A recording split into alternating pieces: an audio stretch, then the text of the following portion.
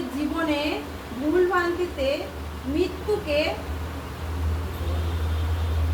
উত্তেজিত করো না। তাহলে কি বলছে?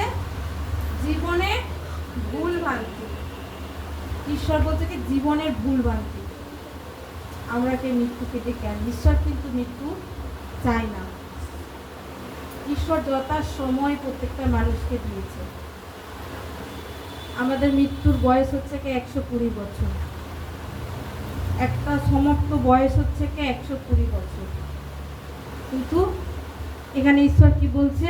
কিন্তু ঈশ্বর চায় না যে কোনো মানুষ তার আগে মৃত্যু হয়। আজকের আমি প্রার্থনায় বলেছিলাম যে আমরা মৃত্যুর জন্য, অ্যাক্সিডেন্টের জন্য আমরা প্রার্থনা করব, কারণ পরিস্থিতি সামনে প্রচুর ভয়ানক, প্রচুর দিন খারাপ আসছে। কারণ বাক্যে আমরা সব পড়ছি, আর প্রত্যেকটা সপ্তাহে তোমরা এসে সেই প্রার্থনার মধ্য দিয়ে বুঝতে পারছো বাক্য সমেত ঈশ্বরের কি বলতে চাইছে। আর এখানে কি বলছে? আমাদের জীবনে ভুল ভ্রান্তি মৃত্যুকে ডেকে আনে। Hallelujah, hallelujah, praise the Lord, praise the Lord, praise the Lord. কি বলছে? নিজেদের ভাবনা আমরা ভুল সিদ্ধান্ত নিই, তাই তো? আমাদের বাড়িতে কোনো কিছু অশান্তি হলে আমরা কি করি? প্রচুর যখন পরিস্থিতি খারাপ আসে কি করি? আমরা একটা ডিসিশন নিয়ে নিই, কি করি? নয় আমি আত্মহত্যা করবো, তাই তো? Hallelujah, hallelujah. কিন্তু শয়তান সেটাই চায় যে তার ধার্মিকতার লোক বাড়ুক। সেই জন্য সে মানুষকে বিভ্রান্ত করে কি করে? উত্তেজিত করে। এখন তো প্রায় ছেলে মেয়েদের প্রেম, আর অনেক ছেলেমেয়েরাই প্রায় যাও না যাও কিছু করছে। কিন্তু ঈশ্বর কি চাইছে যে পৃথিবী থেকে সেই মানুষটা চলে যাক? তাহলে আমরা নিজেদের মধ্যে কাজ করছি, নিজেদের মধ্যে নিজেরাই আমরা করছি যে আমি এর জন্য বাঁচবো না, বা আমি এই জিনিসটা আমি বাবা মার কাছ থেকে চাইলাম, আমার বাবা মা দিল না। সেই জিনিসের জন্য অনেক সন্তানরা এরকম হয়। কোনো সময় কি হয়? স্বামী স্ত্রীর মধ্যে গন্ডগোল হলে তখনও কেউ কিছু করে। তারপরে কি হয়? অনেক সমস্যা অনেক ধরনের হয় না? বাড়িতে যেমন ফ্যামিলি তেমনই পরিস্থিতি হয়। প্রত্যেকের বাড়ি কিন্তু সেম জিনিস চলে না। প্রত্যেকটা মানুষের যেমন জীবনে আছে, তেমনি প্রত্যেকটা মানুষের জীবনের ফলও আলাদা আলাদা আছে, কর্ম যেমন আলাদা আছে, ফলও তেমন আছে। এখানে ঈশ্বর কি বলছে? নিজের ইচ্ছা আমরা নিজেরাই করে থাকি। কারণ মাংস তখন কি হয়? দুর্বল হয়ে যায়, আর আত্মা তখন কাজ করে না। মাংস যখন ঈশ্বরের কাছ থেকে ক্ষয়নীয়শীল হয়ে যাবে তখন কি হবে? মৃত্যুর দিকে সে চলে যাবে। কারণ এখানে ঈশ্বর কি বলছে? ঈশ্বর কিন্তু মৃত্যু চাইছেন। আর এখানে কি বলছে? যে জীবনে ভুল ভ্রান্তির জন্য, ভুল আমরা যেগুলো ভাবি, যেগুলো কাজ আমরা করতে যাই, সেগুলো কিন্তু ভুল ঈশ্বর বলছে। তার জন্য আমরা কি করি? ঈশ্বর থেকে নয়, মৃত্যুকে আমরা নিজেরা ডেকে আনি। Hallelujah, hallelujah. আব্রাহাম, মোশে এরা সব কত বছর বয়সে মারা গেছে। আদম সন্তান কত বছরে মারা গেছে। তার বয়স কত ছিল জানো? আদমের 900 বছর ছিল। নোহরের কত বয়স ছিল? 300 বছর বয়স ছিল। তাহলে ঈশ্বর 120 থেকে তাকে 300 বছরে বাঁচিয়ে রেখেছিল। সে 300 বছরের সময় যখন সেই প্লাবন এলো, তখন কিন্তু জাহাজ তৈরি করেছিল। তাহলে 300 বছরে তার কোনো কিছু হয়েছিল? হাড়ের ক্ষয়নীয় হয়েছিল, হাতের ক্ষয়নীয় হয়েছিল, চোখের ক্ষয়নীয় হয়েছিল, চশমা পড়েছিল না। এখন আমরা কি করি? এখন আমরা একটু ছেলে মেয়েদের চোখে চশমা চলে এসছে। হালেলুয়া।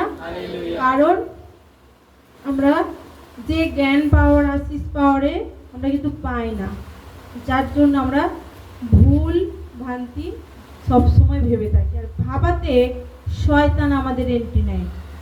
যখন তুমি প্রচুর মাথা তোমার গরম হয়ে যাবে, তুমি উল্টোপাল্টা কথা বলতে থাকবে, আর শয়তান তখনই তোমার মধ্যে আরো রাগ বাড়িয়ে তুলবে যাতে তুমি ওর রাজ্যের দিকে যাও। আর যখন মাইন্ডও কাজ করবে না, তখন কি করবে? সে কিছু খারাপ কিছু করতে, সে তখন সেই দিকে যাবে না, সে সবসময় সেইগুলোই ভাববে। কারণ এগুলো শয়তানের কার্য। Hallelujah. Hallelujah, praise the Lord. তারপরে কি বলছে, কেননা ঈশ্বর মৃত্যুকে গড়েনি, জীবিতদের বিনাশে তিনি প্রীত নন। আসলে তিনি ঈশ্বরের উদ্দেশ্য করে সর্বকিছুই সৃষ্টি করলেন। হালেলুয়া। তাহলে পৃথিবীতে তিনি প্রত্যেকটা দিন একটা করে কাজ করেছিলেন। ভূমি শূন্য ছিল, প্রথমে কি করলো, জল, পৃথিবীতে জলে উৎপন্ন করলো প্রথম কি, আত্মা। আত্মা দিয়ে পরের দিন কি করলো, ভূমি আর পৃথিবী দুভাগ করলো।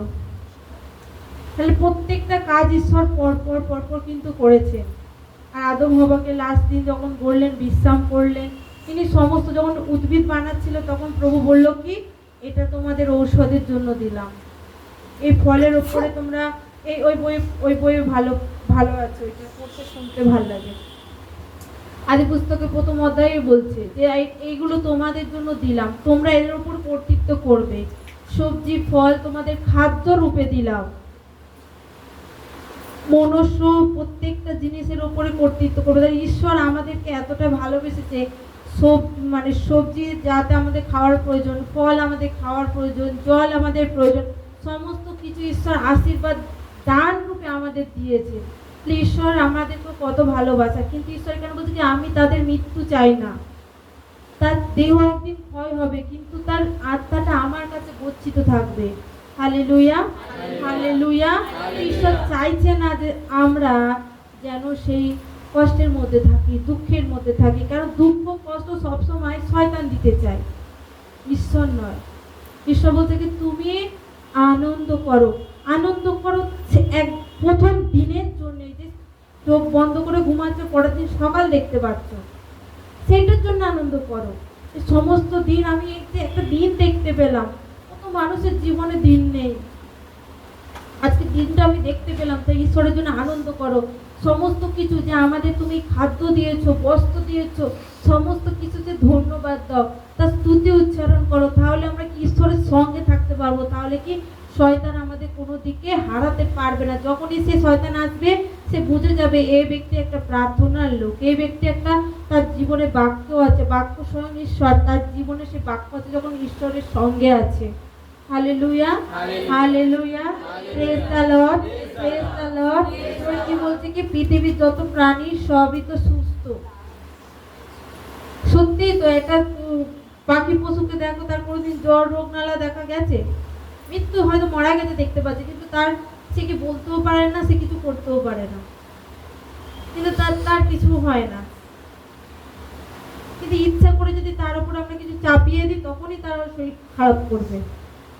তেমনি আমরাও আমাদের খাদ্যের জন্য ঈশ্বর কত কি দিয়েছে, যদি তার মধ্যে যদি আমরা নেশা ভাঙ করি, তাহলে তো আমাদের দেহ ক্ষয় হবেই, হবেই তো।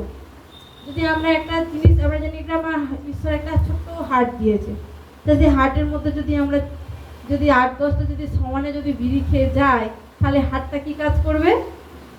আর যদি একটুখানি অন্য নেশা করি, তাহলে কি কাজ করবে? করবে কি? তাহলে কি বলছে ঈশ্বর, কি বলছে তুমি পবিত্র আত্মার মন্দির। তাহলে আমরা মন্দিরটাকে নষ্ট করছি, তাহলে ঈশ্বরের বিরুদ্ধে হয়ে যাচ্ছে, তাই তো?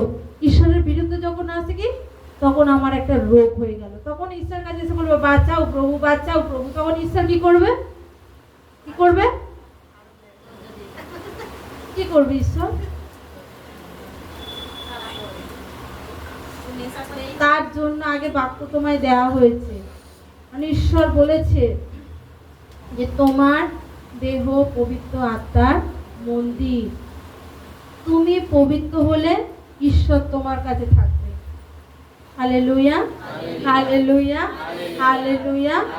কারণ প্রভু আমাদের প্রচুর ভালোবাসে, চাই না যে কোনো মানুষ প্রভু থেকে সরে যাক। আর প্রভু এতটাই ভালোবাসেন, দেখো আমরা কত অন্যায় করি, কত পাপ করি, কত এ করি, তবু কিন্তু প্রভু আমাদেরকে ক্ষমা করে। ছোট্ট ছোট্ট পাপ ক্ষমার জন্য বিশ্রামবার রয়েছে, কিন্তু বড় যখন পাপ করি তখন কিন্তু ক্ষমা নেই।